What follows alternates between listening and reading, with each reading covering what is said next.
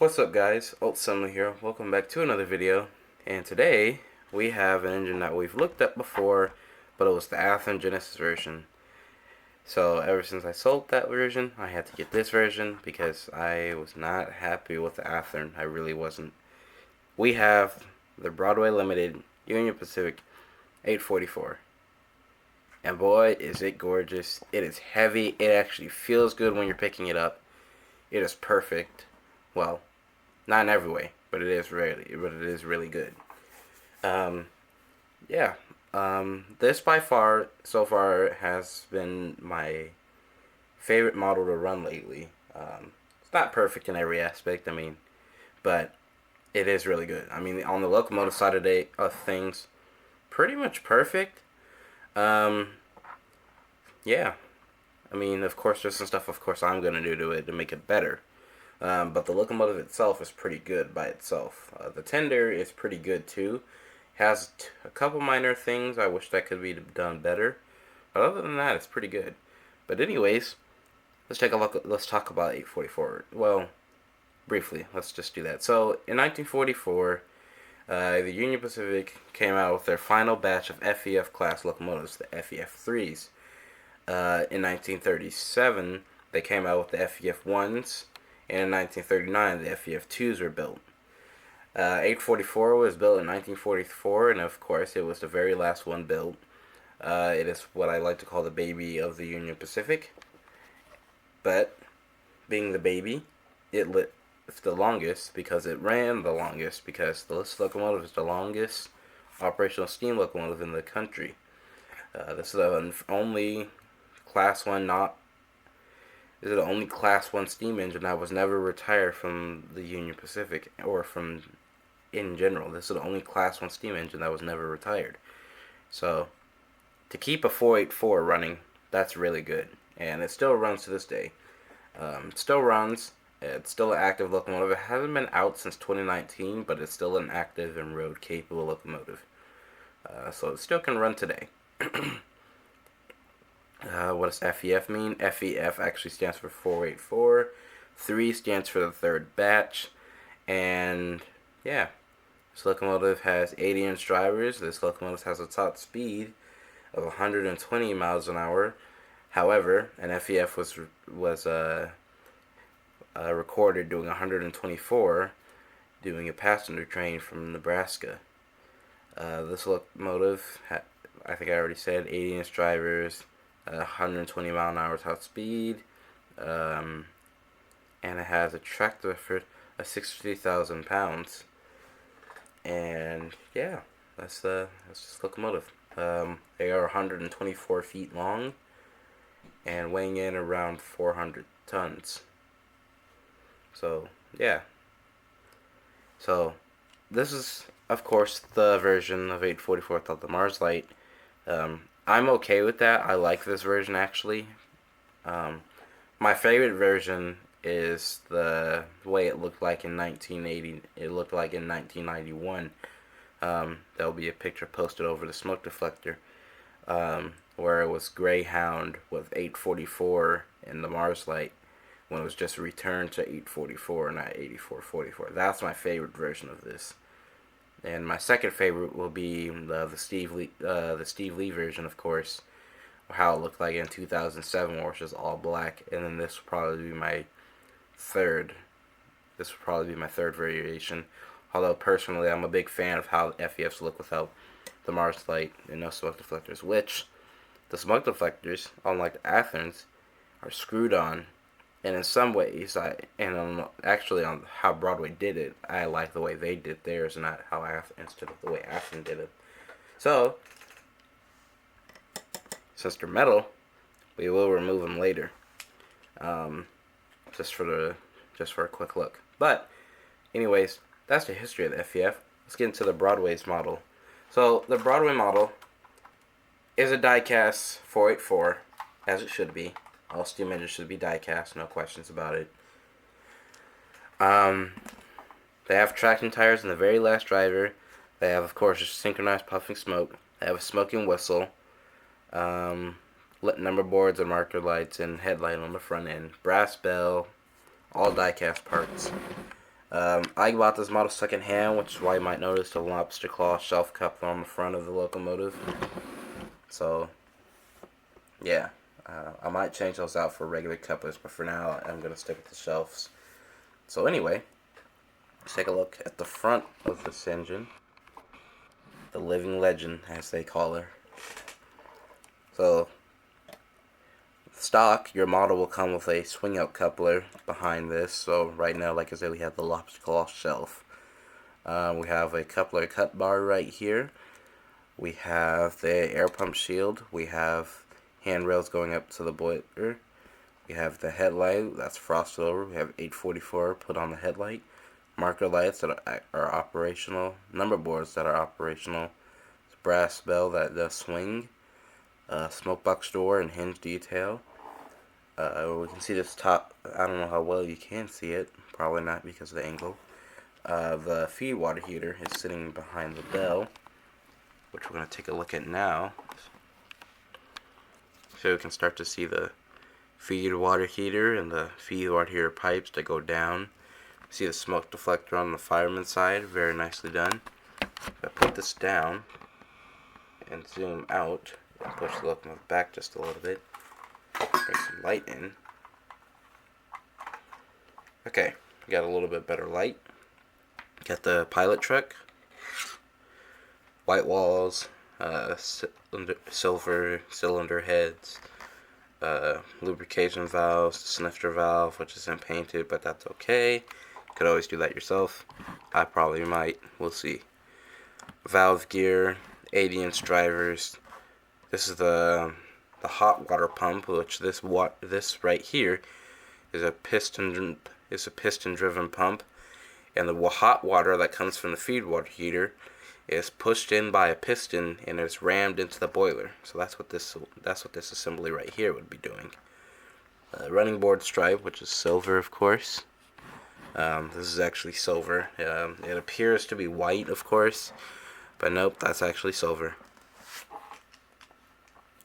Continue on with the piping. We have more of the feed water piping coming down here.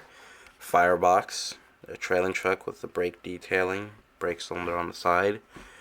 More feed water detailing, and then this is the cold water pump, which this pump is a turbine driven pump right here where my screwdriver is touching. It's a turbine driven pump, and all it does, and what it does is it takes water out of the tender at whatever temperature it is, and it drives it up through pipes into the feed water heater, goes to that coil, gets superheated, goes back to that pump we were just looking at on the center of the locomotive, and heats it up and rams it into the boiler. Got the cab, really nicely done. See if we can move down here into some light.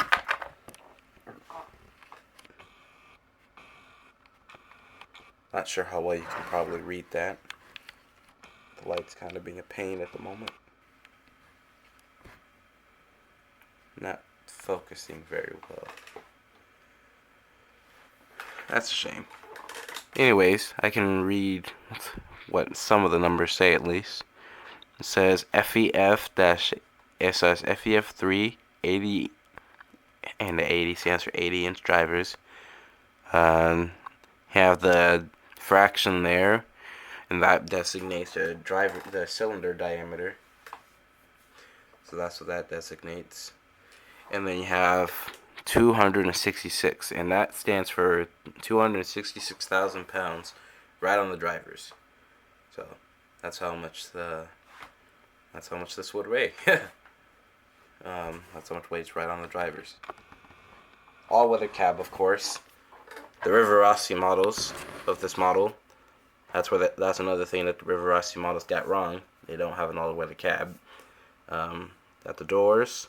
A lot of people just take the doors out. I mean, yeah, you could. I mean, personally, I just leave them closed because that's how the cab is. On the real thing, of course, when they're operating the locomotive, yes, I know they have the doors open. But personally, I just leave them closed because I have a cab light. I mean, just like the doors closed anyway. That's just personal preference. But this is how the cab is supposed to be. It's not supposed to be open. It's not supposed to be an open air cab because Rivarossi doesn't even put the doors in at least. But no, this is how the cab is supposed to be. You got the deck plate here, foldable deck plate, drawbar that swings out, 8-pin plug, metal handrails on the side of the cab. Forgot to note the dual dynamo on top, right here, dual dynamo. Operational roof hatch, which does open and closes. So there you go. Turn the locomotive around to the engineer's side. More of the same. Smoke deflector covers that stuff up. Again, we're going to remove those later. Got the reverse gear right here. Let's see my screwdriver. Reverse gear connected all the way back to here. Throttle linkage, which is separately applied, of course. Pipe pop-off valves. Turret casing, not casting, but well, that is casting true, but whatever. Continue on with the reverse gear linkage back to the cab. Firebox detail and more injector detail right here. And on the trailing truck, brakes detail. So yes, that is that. That is the detail on the locomotive. Oh, actually, we forgot to go to the top, so let's do that. So, we have the dual smokestacks. We have the whistle, which has a smoking whistle, so that's nice. I don't know if we'll take a look at the smoke today, because I'm not feeling the greatest. Yes, more piping right here. I'm actually not sure what these parts are for. So if you know what these are for, let me know. Yeah. Combined sand and steam dome. We have the steam dome, of course, right in the center, and then the sand hatches on either side. Pop-off valves with the red valve on the back, and of course, I better look at the turret casing. So, yeah, again, that's the locomotive. Now, move the locomotive out of the way. Look at the tender before we try to take the deflectors off. So here's the tender. Now, the tender is very well done. This is the most accurate tender I've ever seen for the FEF. However, it's not perfect. For almost $600, the marker lights on the sides, they should work. They're jewels on this model. I mean, they're okay. Of course they look good, but I mean, they don't light. And I mean, considering that the Big Boy and Challenger released in the past were equally and absurdly and ridiculously expensive, this is already one of those type of locomotives. And then it has the whistle smoke line, because of course Union Pacific are the only engines that have that feature. This doesn't have that, and that kind of upsets me that this doesn't have that feature. Now, of course, when I convert this to lock sound in the future, when the Paragon 4 decides to stop working, I am going to do that. But personally, from the factory, it should already have that. The red light up top up here works. I mean, that's cool, but I mean, these should work. I would like these to work more than the red one up here, because at least this one's a little bit easier to light. Let's see. Coming down to the rear coupler, not very surprisingly, this doesn't have the detailing that the Big Boy and the Challenger have either. Doesn't have the steam heat line, it doesn't have the air hose, and it does not have the coupler cut bar, so another disappointment. But yeah, moving on to the side of the tender, of course, looks good with all the rivet detailing. It's very free rolling, as it should be. Tender is very heavy. Again, it really needs to be, because it's going to be behind the locomotive pulling a long train. Water hatches are very nicely done. They have the hinge and handle and treading on the top. Missing the toolbox. I hope they'll get that right on their FEF2 run and new FEF3. But yeah, that's another thing that's missing, because the toolbox is supposed to be there. Could always add one. That's just me noticing stuff about this engine. Containment dam to prevent oil spill. Oil hatch. This is what they would connect that hose in, and then they feed it down to a tank truck down below. Dipstick here, more oil stuff here, conduits. This box on oil burning locomotives for the Union Pacific is actually here. It's not there on the River Rossi, and it's not there on the Athearn. And even on the Athearn steam engines that are not the FEF, it's not even there either. It's supposed to be there on the Big Boy, Challenger, and the FEF. Drawbar, and of course your 8-pin annoying electrical plug. This is annoying. It's gotta find a way to get rid of these in the future. But until then, these work fine. They work fine. They're just very annoying to work with. But yeah, that's a tender. I mean, short gist of it, really. So, yeah, that's the tender, and yeah. Okay, so we're back with the locomotive, and to take the smoke deflectors off, now I'm gonna have to do this off camera so I can see what I'm doing.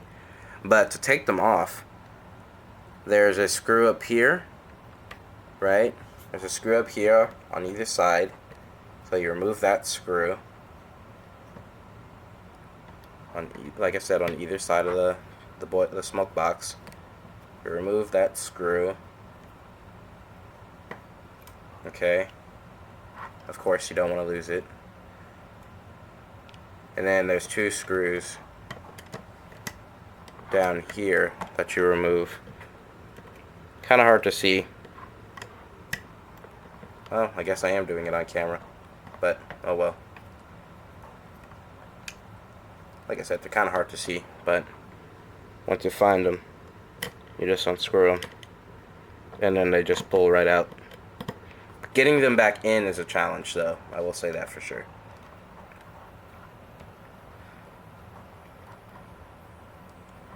But yeah, that's how you take them off, and then, like I say, you just finagle them to get the deflectors off, which, like I said, is a absolute pain. Especially in this last one, like I said, the last one can be a pain to get off. There we go. And yeah, that's how you take the deflectors off. I'll do the other one off camera, and then we'll take a look at the locomotive without them. Okay, so now that I've taken the wings off, you have a much better looking FEF, because personally, no Mars light and no deflectors looks really, really good. That's how 843, the other FEF that I want to get, that's how it looks, and it looks amazing without these. Of course, you got the screw holes. You can always patch those up, and that's what I'm going to do in the future with 843 whenever I get around to getting that engine. But you can see, you actually have builder's plates, and you have the rest of the continuation of that detail down here on either side that you normally wouldn't see because these gigantic wings are in the way. And yeah, they look really good. So yeah, that's the FEF. Now, of course, I'm gonna put these on back. I'm gonna put these back on at the end of the video. Yeah, but I like the way this looks without them. So yeah, thanks for looking. So I'm gonna put them back on, and before we run it, and then I'm gonna run the locomotive. So we'll be back. Okay, now that we have 844 on track, we can take a look at the lights and some of the functions. So let's see if I can set my camera down for a second and try to angle it. There we go, got it to sit. Alright, so we got track power on, your cab light's already on, so we're gonna position this and turn the sound on.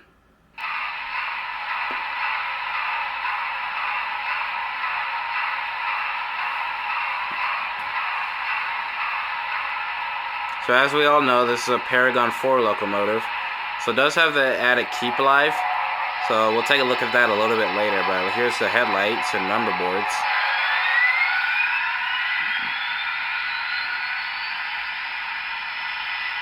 And they look really good. And the solid marker lights. Here's the whistle.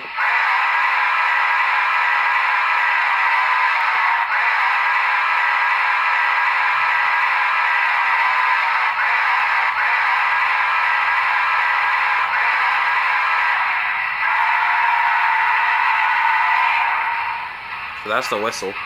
Here's the bell.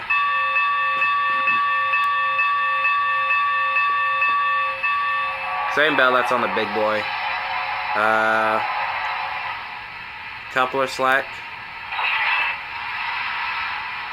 F4 is the air pumps.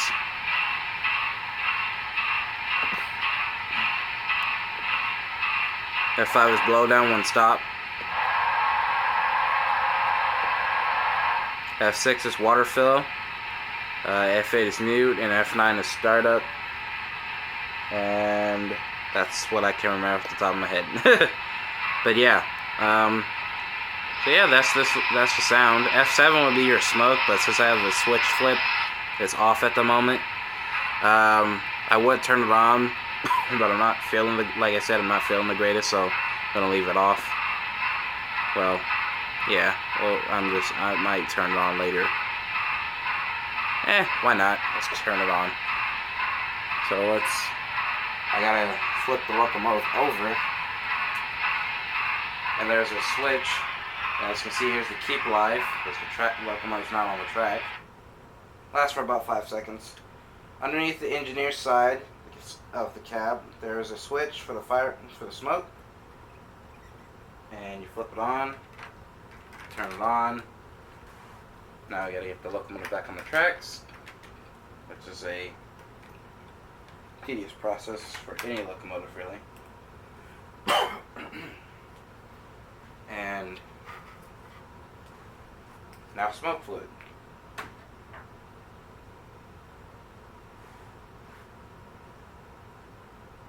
Using proto smoke.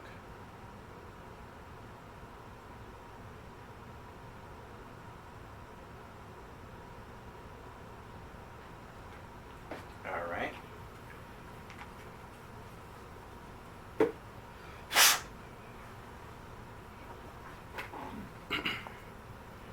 Okay.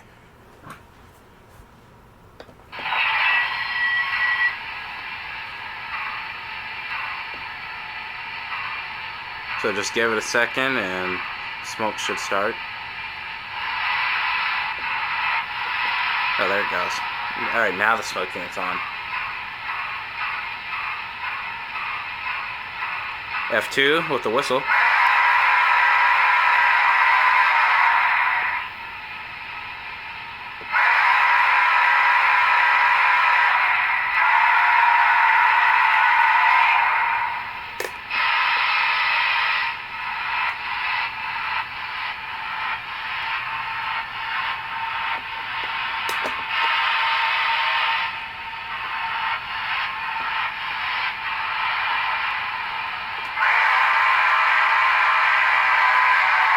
Needs to blow down the stack, I guess. There we go.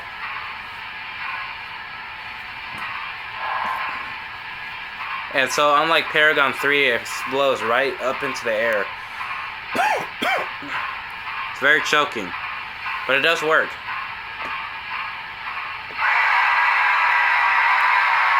The whistle smoke's also a little bit better than what it was on the big boy. Not the greatest. It's still not as great as the proto smoke, whistle smoke.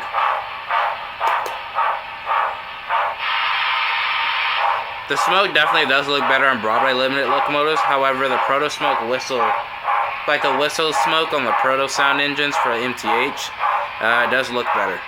But the smoke coming out of the stack from Broadway's does definitely look a lot better. I mean, that looks good.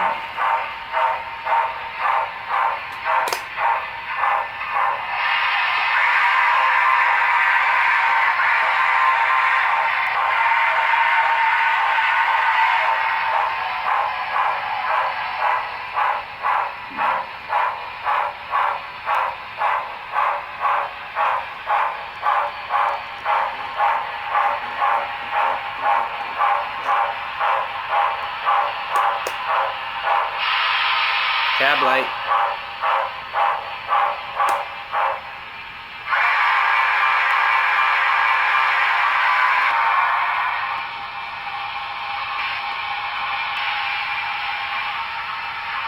I'll let it focus for a second.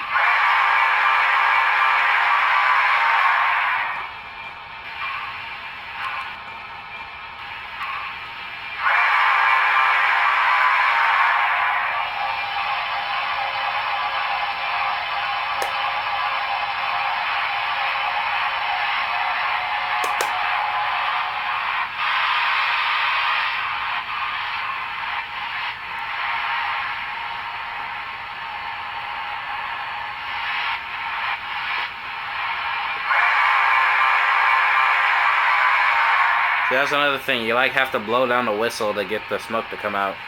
So let me try that. But sometimes smoke gets clogged in that whistle hole.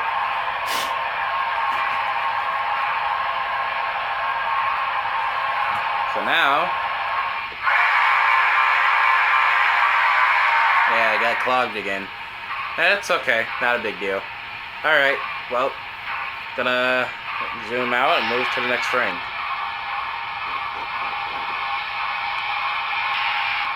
Like I said, once it focuses, got a really nice picture looking here. That's if the camera will focus. Come on.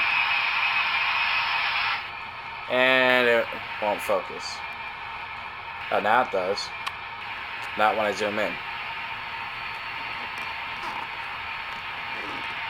Come on.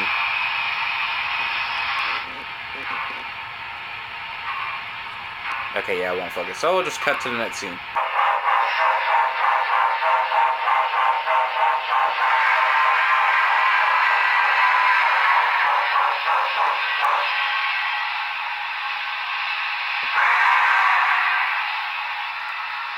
So as you can see, this thing is very nice looking. So now, we're going to pull, I think it's what, 20-something cars behind this. And yeah, hope you enjoyed. 20 freight cars.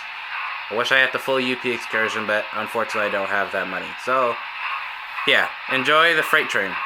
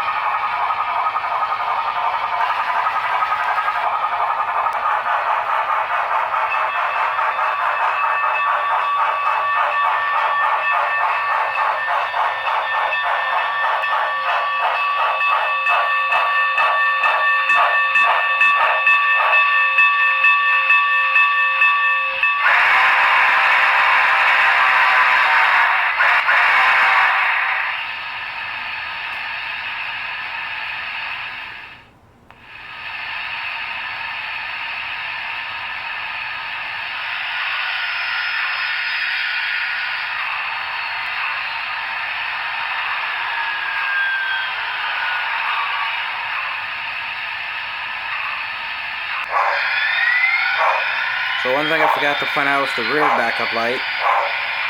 And it's pretty good as well. Looks pretty nice.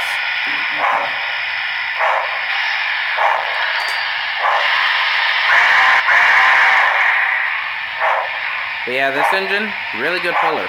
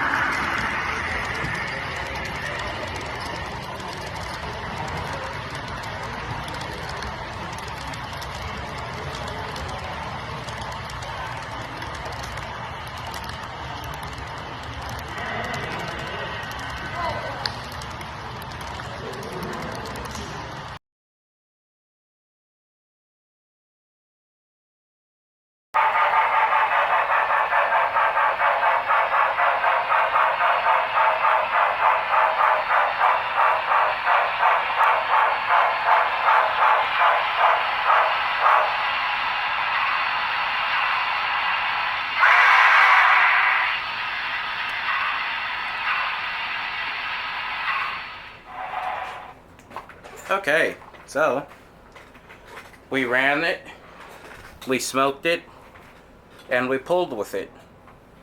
How does it perform, and what do I think of it?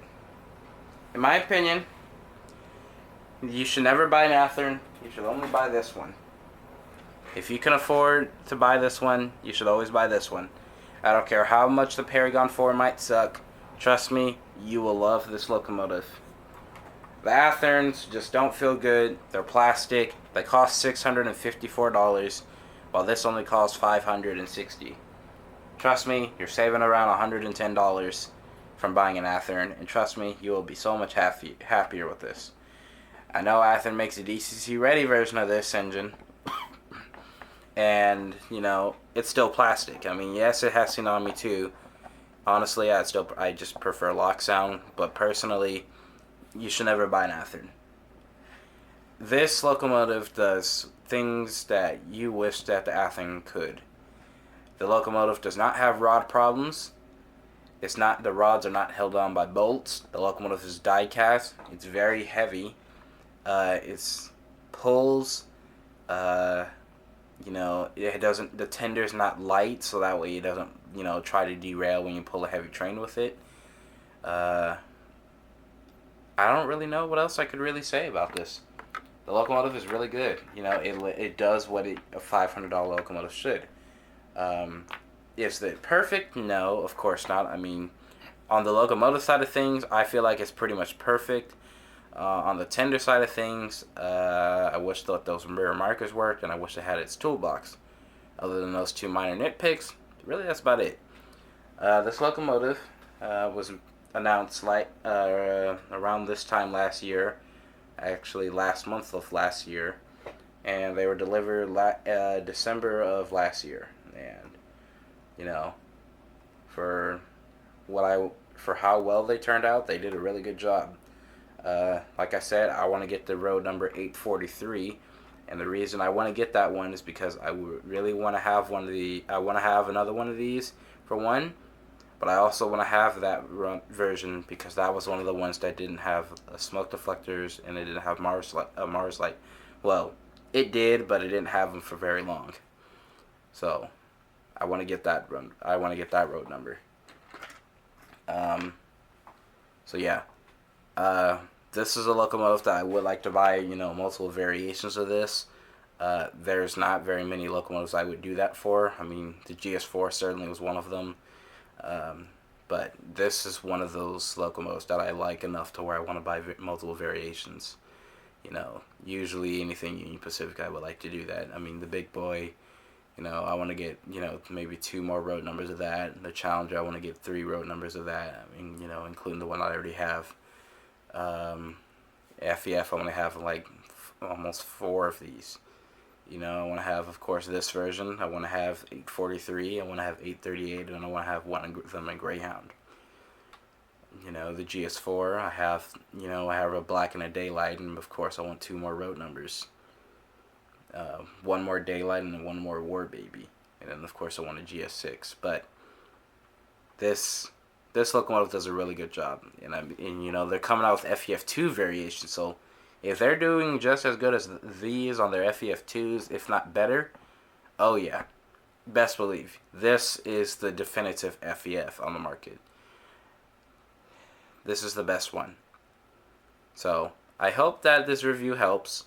I have a lot of fun with this locomotive. This locomotive looks amazing, looks really good without the smoke deflectors, and hell, if Broadway's doing a FEF2 without smoke deflectors. So I hope you guys take interest to them, because if they do start doing FEF3s without them, dude, these are going to sell out. These are going to sell. They already do sell, and they're really nice. The Union Pacific FEF3s was a locomotive that really needed to be done in die-cast. And I'm glad that Broadway did it. And they did a really good job. So that's where it's coming from me. And starting from the crap I had, maybe 5 or 6 years ago versus the stuff I have now. Getting rid of all the Bachmann stuff to get what I have now. Yeah, your preference on stuff really does change. I've had many different steam engines. for many different, types, and from, a couple different manufacturers. I only had the Athlon one for only 6 months, and then I got rid of it for this. I traded that thing for a Class A, and then at a train show, a friend of mine said, hey, I'm selling this thing, you want it? And of course, our next video may cover the Y6B, and then potentially we might do the turbine, or the big boys comparison. So, we'll see. But thanks for watching. Again, I think this is the best engine I've bought so far. Is it the best deal I've paid? Well, probably. I mean, getting an FEF, a Broadway FEF for $300. I mean, yeah, that's a really good deal. It doesn't even look like it was used, really. But yeah, great model. And I'll see you guys in the Y6B review. That's probably gonna be the next one most coming up, because I'm trying to catch up. Probably for the Y6B, I'm gonna be a year late, but better late than never. So, time to catch up.